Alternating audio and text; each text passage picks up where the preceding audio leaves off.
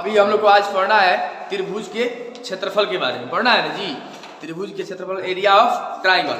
Coordinate geometry में हम लोग पढ़ रहे थे, क्या पढ़ रहे थे? निर्देशांक ज्यामिति पढ़ रहे थे। जो निर्देशांक ज्यामिति में हमको पढ़ना है त्रिभुज का क्षेत्रफल। कौन क्या क्या पढ़ लिए है पहले निर्देशांक ज्यामिति में? बताइए। डिस्टेंस फॉर्मूला यानी दूरी सूत्र, उसके बाद से विभाजन सूत्र, और क्या पढ़ना है? त्रिभुज के क्षेत्रफल। तो त्रिभुजों का क्षेत्रफल पढ़ना है। तो चलो, त्रिभुज के क्षेत्रफल के लिए एक फॉर्मूला होता है इसमें कोऑर्डिनेट ज्योमेट्री में। त्रिभुज के क्षेत्रफल, area of triangle, area of triangle, area of triangle. Area of triangle क्या होता है बाबू? 1/2 यानी त्रिभुजों का क्षेत्रफल। त्रिभुजों का त्रिभुज का क्षेत्रफल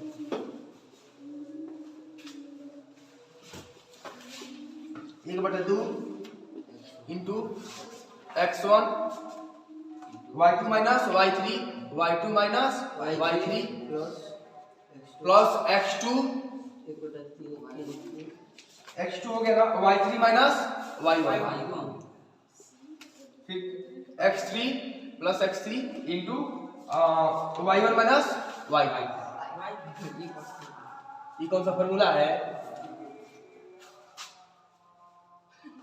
मेरे फॉर्मूला ना है कौन ई कौन सा फॉर्मूला है? तुम बनाएगा फॉर्मूला? चलो ठीक है, चलो देखो यहाँ पे। तो ये त्रिभुज की क्षेत्रफल है। किसका क्षेत्रफल है? त्रिभुज का। तो त्रिभुज की क्षेत्रफल है एरिया ऑफ ट्राइंगल। जब भी एरिया ऑफ ट्राइंगल पूछे कोऑर्डिनेट ज्योमेट्री में, किसमें? देखो हम त्रिभुज पढ़ते हैं ना, त्रिभुज देखो डाउट नहीं रहना चाहिए। कोई त्रिभुज दे दिया तो उसका मान निकालना। तो जैसे कोई त्रिभुज दे दिया PQR, तो अब यहाँ पे 6 दे दिया, 8 दे दिया, 10 दे दिया, तो पूछने लगे तो इसका कैसे निकालेंगे? ये त्रिभुज का अलग क्षेत्रफल निकलता है। हम लोग पढ़ रहे हैं कोऑर्डिनेट ज्योमेट्री, निर्देशांक ज्यामिति। निर्देशांक ज्यामिति के अंदर पढ़े हैं डिस्टेंस फार्मूला पढ़े हैं, विभाजन सूत्र पढ़े हैं यानी डिवीजन फार्मूला पढ़े हैं, और पढ़ रहे हैं ट्राइंगल, एरिया ऑफ ट्राइंगल। ठीक है ना, क्लियर है ना? तो अब चलो देखते हैं। अगर ऐसे त्रिभुज निकालना हो ना, एक त्रिभुज का निकालना हो, जैसे इस त्रिभुज का विषमबाहु त्रिभुज का निकालना हो 6, 8, 10, इसका कैसे निकालोगे? इसका निकालते क्षेत्रफल √s × s - a s - b s - c, इसका निकालते हैं। अगर कोई त्रिभुज है जिसके दो भुजा बराबर है तो उसे कैसे निकालेंगे? जिसका क्या करते हैं? दो भुजा बराबर। जब दो भुजा बराबर हो तो कैसे निकालते हैं? 1/2 गुणा आधार गुणा ऊंचाई। ऐसे में जिसे क्या कर रहा है, सब भुजा बराबर हो तो उसको क्या करते हैं? √3/4 a², उसका निकालते हैं। तो ये तो निकाला नहीं, हम पढ़ रहे हैं निर्देशांक ज्यामिति में पढ़ रहे हैं। क्या पढ़ रहे हैं? कोऑर्डिनेट ज्योमेट्री में पढ़ रहे हैं त्रिभुज का क्षेत्रफल। ठीक है, चलिए देखते हैं।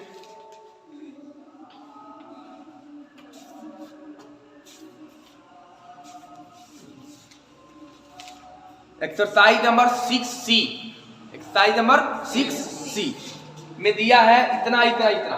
पहले दिया पहला क्वेश्चन, एक्सरसाइज नंबर 6C में दिया पहला क्वेश्चन कि A दिया है -5,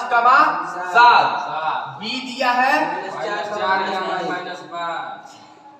C दिया है 4,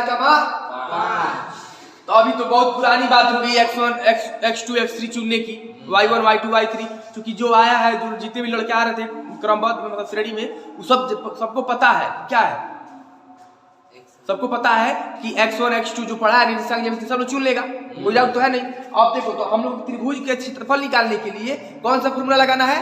area of triangle. Area of triangle यानी 1/2 x1 into y2 minus y3 plus x2 into y3 minus y1 plus x3 into y1 minus y2। Clear है ना? अब चलो, अब पहले हमको क्या चाहिए? x1 चाहिए, तो पहले x1 चुनो। इसमें तो x1 पैसा कितना हो गई? बोल पे -5, x2 कितना हो गया? -4, x3 कितना हो गया? 4। कहां से 7 तुमको दिखाई दे रहा है? 4।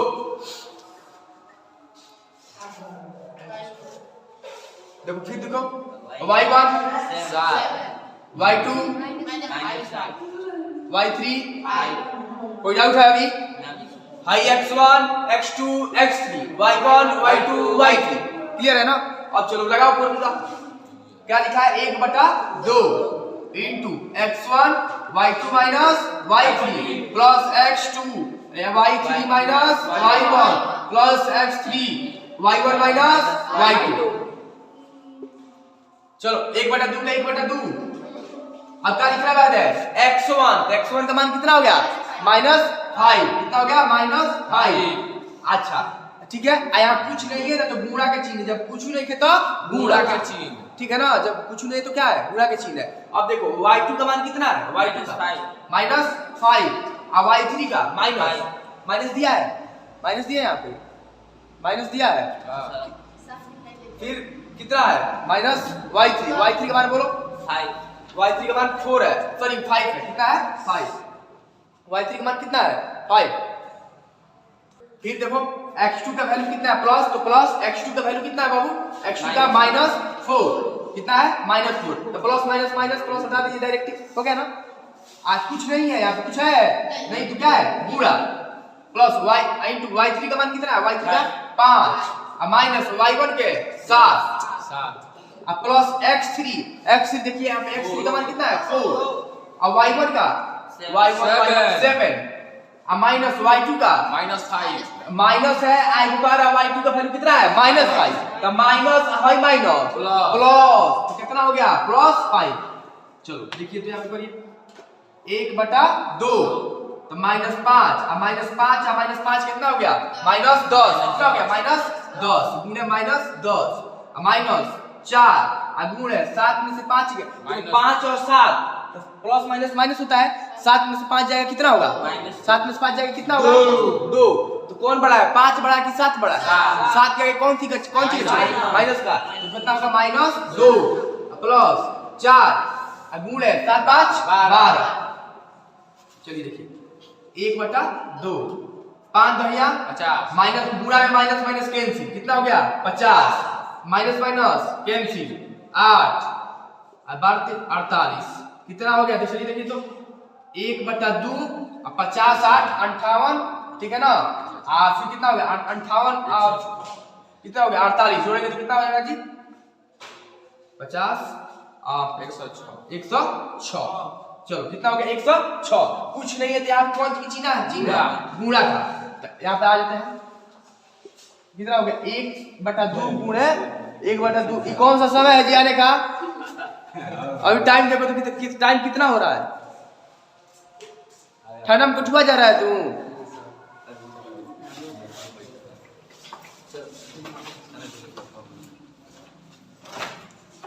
समय बनानी है जो मैं करता हूँ चल देंगे 106 कटाएंगे तो कितना होगा 53 आंसर। चलिए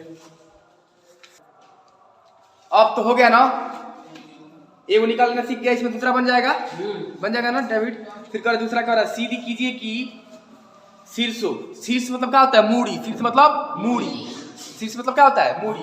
कोनो त्रिभुज दे दिया है, कोनो त्रिभुज और त्रिभुज ABC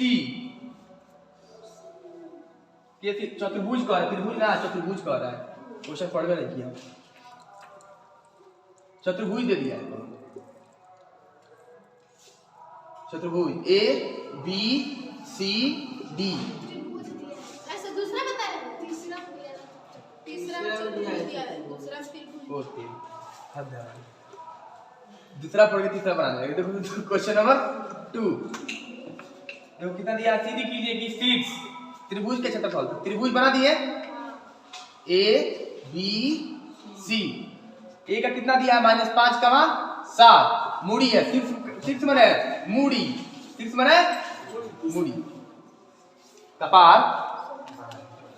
दूसरा बता रहा है ऐसे दूसरा -7 आ गया, -5 का -3 का -3 अब दवाइया -D D का -2 हो गया, अब सही है ना, D का माइनस स्वतंत्र। और बताओ चलो यहाँ पे देखो, यहाँ पे दिया हुआ है रख लो T+2 2। हाँ और यहाँ क्या दिया हुआ है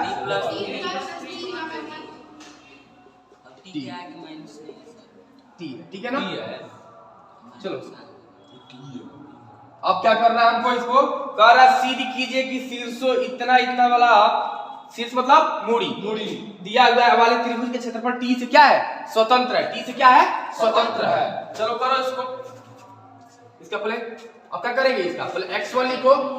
x1 कितना होता है, बोलिए x1 कितना है, t, x2 t plus 2, x3 t plus 3, t plus 3, y1 t minus 2 y2 t plus 2 t plus 2, y3 दिया t। और त्रिभुज का एरिया का फॉर्मूला क्या होता है बाबू, 1/2 x1 y2 minus y3 plus x2 y3 minus y1 plus x3 y1 minus y2। रख देंगे, रखिए 1/2 x1 का मान कितना है, t गुण y2 माइनस y3, y2 का मान कितना है, t plus 2 minus t plus 3 plus x2 का मान y3 का मान 3 है खाली, रखे नहीं माइनस t प्लस x2 का मान कितना है, x2 का मान है आपका t प्लस 2 गुण है y3 का मान कितना है, t माइनस y1 का माइनस t, आई माइनस देगा ना, तो हाई माइनस हाई का माइनस भी क्या हो जाएगा प्लस 2। अब क्या दिया है, x3 का मान कितना दिया है, t प्लस 3 गुण है y1 का मान कितना दिया है, y1 का दिया t माइनस 2 और y2 का माइनस t माइनस 2। क्लियर हो गया, चलो t plus t minus t cancel, ऐसे t y2 का t plus 2 नहीं, तो माइनस नहीं हो जाएगा, माइनस प्लस माइनस, ठीक है, plus t minus t cancel, minus t, ठीक है ना। अब देखो खत्म, अब एक काम करो, यहाँ पे देखो प्लस t माइनस t या प्लस t, यहाँ भी कैंसिल। अब देखो यहाँ पे लिखो 1/2 क्या बचा, 2 बचा है ना, 2t प्लस 2t 2 जा 4 प्लस यहाँ बोल माइनस 2 कितना हो गया, माइनस 4t अब माइनस कितना हो जाएगा, माइनस 4 क्या है 12 माइनस 4t आया, अभी होता 1/2 2t या 2t कितना हो गया, 4t plus 4 minus 4t plus minus 12 40 cut गया 1/2 4 12 में 4 का कितना हो गया, माइनस 8 1/2 गुणे माइनस 8 2 चौके 8 यानी माइनस 4।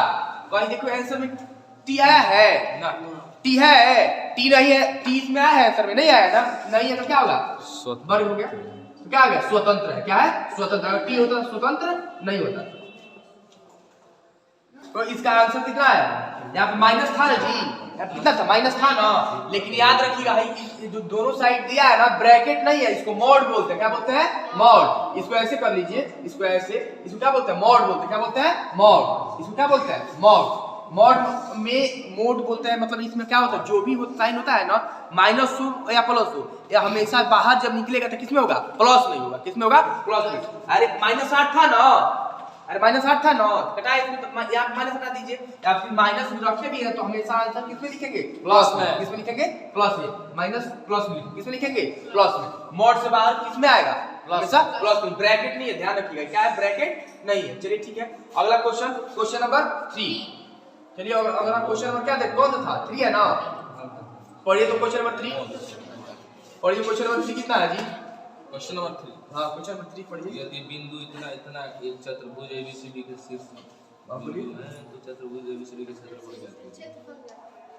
चतुर्भुज की क्षेत्रफल ज्ञात करना है। अभी कोई हम चतुर्भुज का फार्मूला लिखा है बाबू, नहीं, हम फार्मूला कौन चीज का लिखा है, त्रिभुज का। हम किस चीज का फार्मूला लिखा है, त्रिभुज का। तो चतुर्भुज की क्षेत्रफल कैसे निकालेंगे, बताइए तो, बताइए हमको कैसे निकालेंगे हम, तो कोई बताइए, त्रिभुज चतुर्भुज तो फार्मूला लिखा है नहीं है, चतुर्भुज का निकालेंगे कैसे। कह रहा है क्वेश्चन पढ़े जरा, कुछ नहीं है, एकदम सिंपल सा क्वेश्चन है। यदि ए बी सी डी एक चतुर्भुज ए बी सी डी के क्या है, शीर्ष है, शीर्ष मतलब मूड़ी, शीर्ष है, कोई भी मान लो चतुर्भुज है, हो गया A B C D, clear है ना, ए बी सी डी कोई भी हो, ठीक है ना, कितना है, तो आप देखो क्वेश्चन क्या दिया है, ए का -5 कमा 7 और माइनस कितना दिया है, -4 कमा -5, -4 कमा -5, -4 कमा -5, फिर कितना है, सी का कितना दिया है, -1 कमा -6 और डी का कितना दिया है, 4 कमा 5 दिया है जी। अब बताओ कि हम लोग त्रिभुज का एरिया निकाले हैं, त्रिभुज के बताया कि त्रिभुज का क्षेत्रफल कैसे निकलेगा, तो अब कैसे निकलेगा, तो चतुर्भुज का कैसे निकालें, चतुर्भुज का निकालने के लिए कोई दिक्कत नहीं है, अपने मन से विकर्ण डायगोनल जिसको बोलते हैं विकर्ण, अगर इसको ढक दे एक त्रिभुज दिख रहा है ऊपर वाला, अगर इसको ढक दे तो नीचे वाला एक त्रिभुज दिख रहा है, तो त्रिभुज ले लेंगे, पहले क्या निकालेंगे, त्रिभुज ए बी डी का क्षेत्रफल, त्रिभुज ए बी डी का क्षेत्रफल, तो ए बी डी का क्षेत्रफल निकाल लेंगे आप लोग, कोई डाउट है नहीं, अच्छा आज हमको क्या निकालना है, पहले एक मिनट, हमको निकालना है बाबू चतुर्भुज ए बी सी डी का क्षेत्रफल, चतुर्भुज ए बी सी डी का क्षेत्रफल, तो निकालना है ना, तो इसके बराबर क्या करेंगे हम लोग, निकालना है तो हम करेंगे त्रिभुज ए बी डी का क्षेत्रफल, त्रिभुज ए बी डी का क्षेत्रफल, ए बी डी का क्षेत्रफल, आ रहे समझ में, प्लस त्रिभुज बी डी सी का क्षेत्रफल, बी डी सी का क्षेत्रफल, पहले x1 लेंगे, x2 लेंगे और x3 लेंगे, y1 y2 y3, तो हल करके निकालेंगे, देखो हमको मान आएगा, ठीक है, कुछ आ जाएगा मान लो, फिर क्या करेंगे आप, फिर इसको x1 x2 x3 लेकर हल करेंगे, तो फिर क्या मिल जाएगा मान, फिर एक त्रिभुज की निकालेंगे तो इसका भी क्षेत्रफल आ जाएगा, मान इसका आ गया 5 और इसका आ गया 8, तो दोनों को जोड़ देंगे, ये हमारे चतुर्भुज का क्षेत्रफल, समझ रहे हो ना, निकल जाएगा, कोई डाउट है नहीं, इसको नोट कीजिए इतना। क्वेश्चन नंबर कितना है जी, 4, पढ़ो तो क्वेश्चन नंबर 4, चतुर्भुज उस चतुर्भुज का पी क्यू आर का क्षेत्रफल क्या है, जिसके शीर्ष एक चतुर्भुज दे दिया है, क्या दे दिया है, चतुर्भुज P Q R S, P का कितना दिया है, -5 कमा 7, और क्यू का कितना दिया है, -4 कमा -5, -4 कमा -5, हाँ -4 कमा -5, एस का कितना, पी क्यू आर एल बना, यहाँ पे यस होगा, P Q R S, R कितना दिया है, -1 कमा -6, यस कितना दिया है, 4 कमा 5, रिकॉर्ड खींच दीजिए, एगो है के निकाल दीजिए, इसका निकल जाएगा, तो लिखिए चतुर्भुज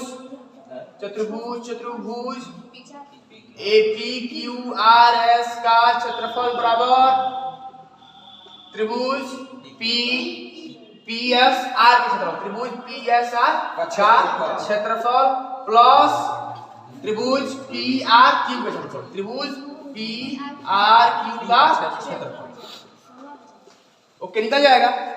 अगला क्वेश्चन देखिए, क्वेश्चन नंबर 5 कह रहा है कि एक त्रिभुज के शीर्ष बिंदु इतना इसकी भुजाओं के मध्य बिंदु को मिलाने वाले त्रिभुज के क्षेत्रफल कीजिए। देखिए अब आप क्वेश्चन देखिए, क्वेश्चन नंबर 5 कह रहा है एक त्रिभुज दिया हुआ है, क्या दिया हुआ है,